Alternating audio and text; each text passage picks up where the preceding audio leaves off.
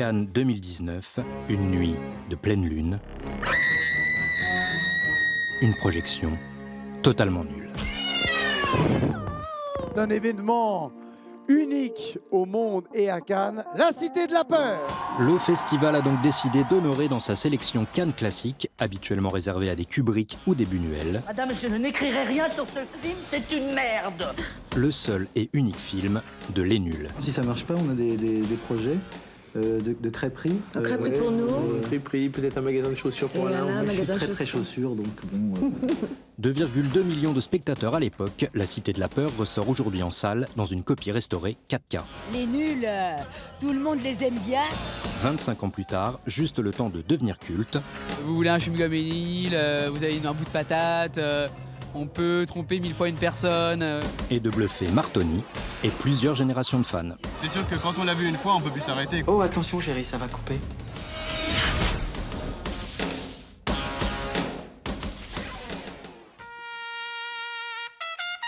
Quelques notes de trompette reconnaissables entre mille.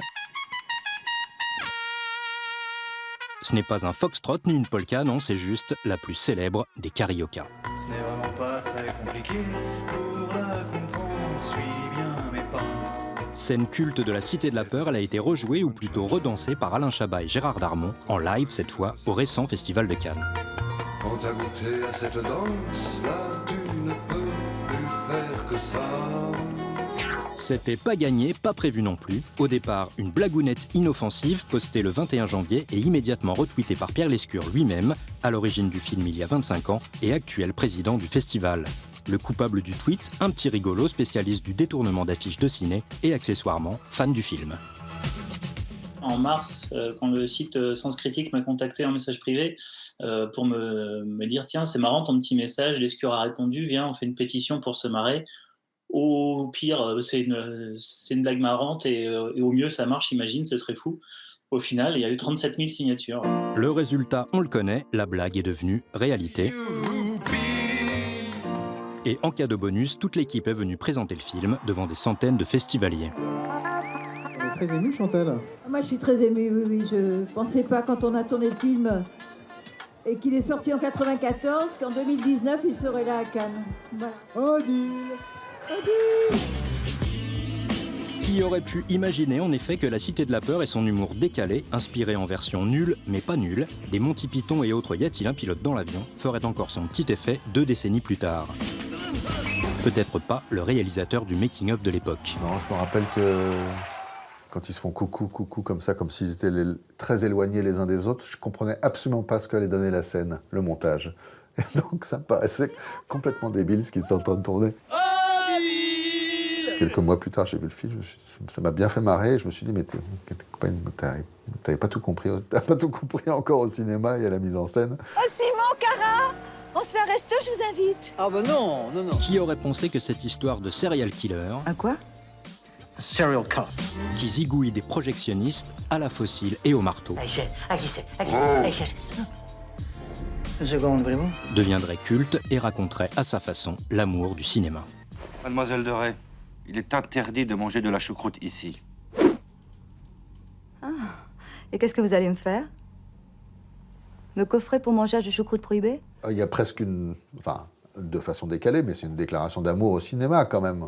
À la machinerie cinéma, au spectacle, à Cannes, même si c'est du deuxième degré, si ça rigole tout le temps. Voilà, c'est Cannes tel qu'il l'aime. Oula, il y a comme un attroupement là-bas, on dirait. C'est la montée des marches, Cara. Cannes, le festival, ça vous dit quelque chose? Qui savait, à part la directrice de production du film, C'est la Bible de la Cité de la Peur. que sous leurs abords potaches, les nuls étaient du genre sérieux. Ils ont l'air comme ça, mais aussi bien les uns que les autres sont des vrais bosseurs. Qu'il pourrait rendre hommage à la fois au cuirassé Potemkin et à Point Break,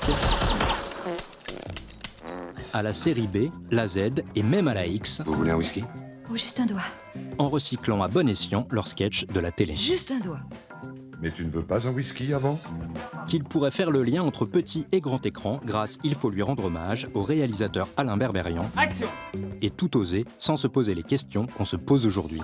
On tournait dans l'aéroport de Nice et on a mis dans les micros l'annonce qu'il y a dans le film, comme si c'était un train, avec les gares et tout ça. Arrêt au port de Nice, arrêt au port de Nice, 2 minutes d'arrêt.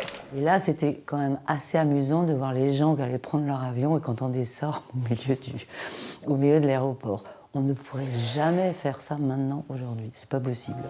Avec le recul et en toute objectivité, la réponse à nos questions n'est vraiment pas très compliquée. Aïe! C'est très, très bête à dire, c'est juste un très bon film, c'est juste très très bien écrit.